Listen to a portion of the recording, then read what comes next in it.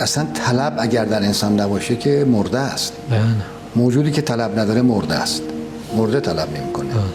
اصلا مرده یعنی کسی طلب نکنه. انسان به همین جهت انسان هم مرگ واقعی نداره، چون بازم طلب درش هست. ببین طلب جایی که نباشه موت.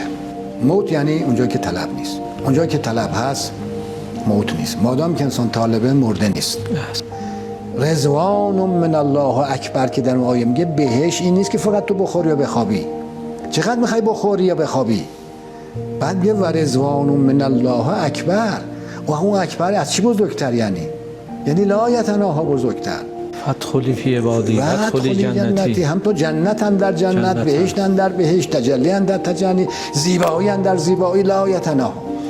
این خاصیت، این عظمت انسانه، این طلب. حالا این طلب ذاتی انسانه. انسان ذاتاً طلب داره، هیچ وقت بی طلب نیست. اما این اشکال انسان اینه که این طلبشو از کسانی جستجو میکنه که اونا گم شدن خودشون.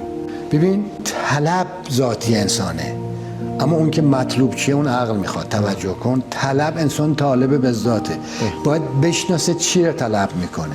اون مهمه، اینجاست که عقل به کار میاد. جامع جمع همون درایتی است که با طلب تو هم باشه.